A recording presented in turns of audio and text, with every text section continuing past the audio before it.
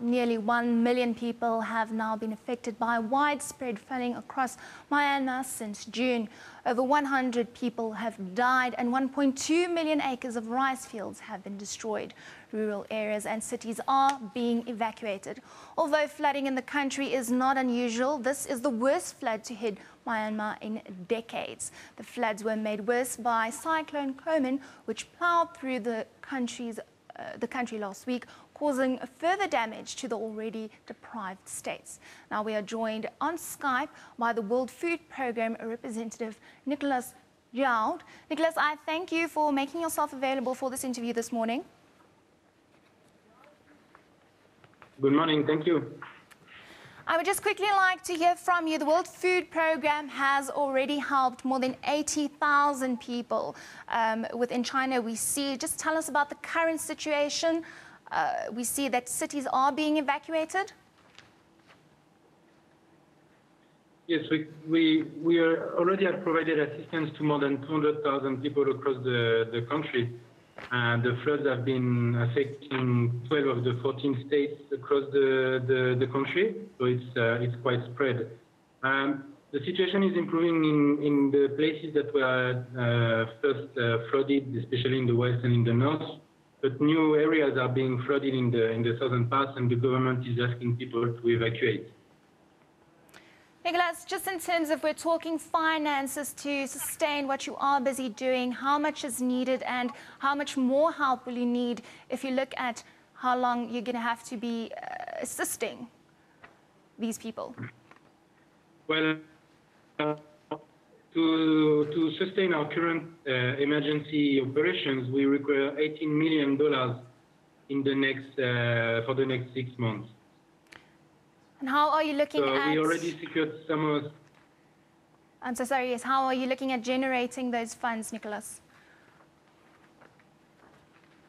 Well, it's being requested to the donors that normally support our operations. There are additional funds committed to support this emergency. So we hope we will manage to reach this level of funding to provide the necessary assistance to the affected population.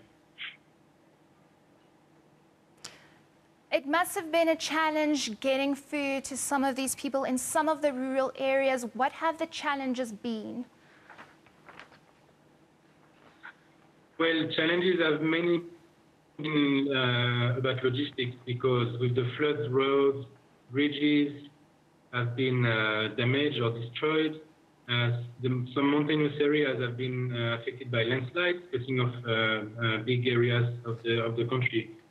So we've been working with the government and with our local partners to reach these areas. The World Food Programme benefits from different sub-offices across the country, so we are present in many of the affected areas.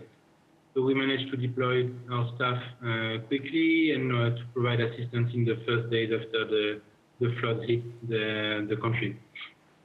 Nicholas, we talked about the 1.2 million acres of rice fields that have been affected by the floods. What effect will this have on the economy, seeing that this is one of the country's key exports?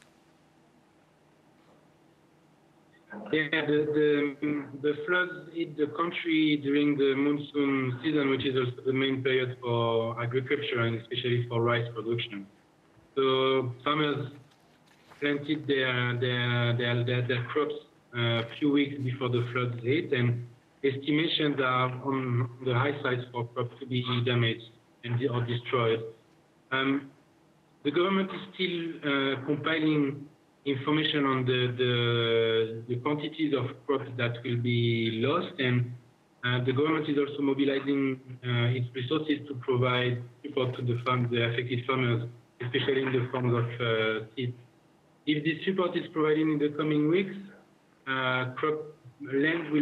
paddy fields will be able to be replanted, otherwise it will be too late and farmers will have to wait for the next growing season. Tourism officials are also concerned that the flooding will severely affect the tourism industry. What are we seeing in terms of that? Well, I think so far the effects of the floods on the tourism industry have been minimal, because the monsoon, the rainy season is also the low season for tourism. And the major touristic sites across the country have not been affected or very limited affected by the floods. So I don't think it will have a major impact on the tourism sector. All right. And then, Nicholas, just now your plan moving forward, how long will you continue to help those displaced, those in need? Well, it will depend from one region to another, because people might not be able to go back to their places at the same time. It will depend also on the quantities of land that are totally destroyed and that farmers are able to replant or not. So we are aiming at the first support of 4 to 6 months, and we'll reassess the situation at the time of the rice harvest that will come in November, December, to see what additional support or longer support might be needed.